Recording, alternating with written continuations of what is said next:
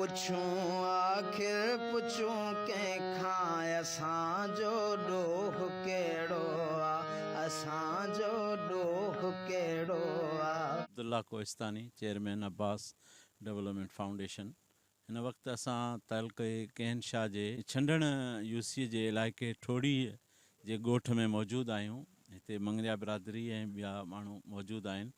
हीअ बि ॿोॾि खां मुतासिर इलाइक़ो आहे। हिते मुकमिल तौर ते तबाही आयल हुई।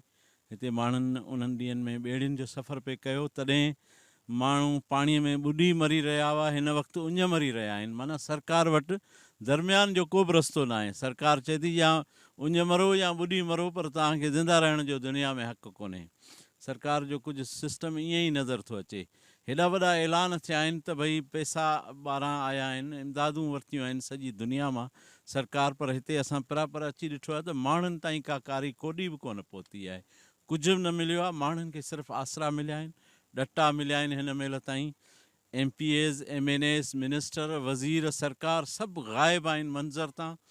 पंहिंजे आरामनि में, बंगलनि में ऐं ॿारहीं दुनिया जे सफ़रनि में, टूरनि में आहिनि। माण्हू हिते उस में, लुक में 50 सेंटीग्रेड गर्मीअ खां मथे गर्मी में तड़पी रहिया आहिनि। पीअण जे पाणीअ लाइ लाचार आहिनि।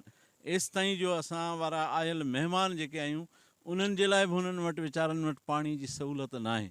इन कंडीशन में ज़िंदगी गुज़ारे रहिया आहिनि ही ग़रीब माण्हू। ही कंहिंखे ॿुधाइनि, किथे वाझाइनि, कंहिंखे चवनि। न को चूंडियल नुमाइंदो ॿुधण लाइ तयारु आहे, न को सरकार जो कामोरो ॿुधण लाइ तयारु आहे। सभु को पंहिंजे अयाशाना ज़िंदगीअ में सॼियूं इमदादूं वाॻुनि जे वात में हलियूं वयूं। ग़रीब माण्हू अञा ताईं तड़पे पियो, लुछे पियो, लोचे पियो, सोचे पियो। ऐं हिननि माण्हुनि खे तालीम शऊर न ॾियण जे करे वीचारा पंहिंजे हक़ घुरण जी सघ बि नथा रखनि। पर शाबस आहे असांजे मीडिया जे इदारनि खे, सोशल मीडिया जे दोस्तनि खे, जेके हिननि माण्हुनि जो आवाज़ बणिजनि था। ऐं कम अज़ कम जेको बिटाईअ जो चवणु आहे त वाक़ा करणु वसि मूं, उन जी पूराई थिए थी। हे वाक़ा थियनि पिया। अलाह सिंशल इन्हनि जे दिलि में का कहल विझे, को रहम पए इन्हनि खे ऐं हिननि वीचारनि उस में तड़पंदड़ माण्हुनि लाइ का वार कनि।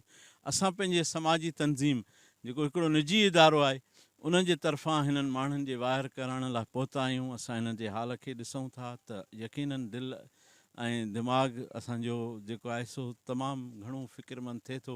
ऐं असांजे अखियुनि मां जे वस पुॼे त रत जा ॻोढ़ा वहनि त हिननि माण्हुनि जे हिन बेबसी, बेकसी ऐं लाचारगी ते छो एतिरो माना इदारनि जेको आहे नज़रअंदाज़ कयो आहे हिननि खे, ऐं कुझु बि हिननि जी वार न थी आहे।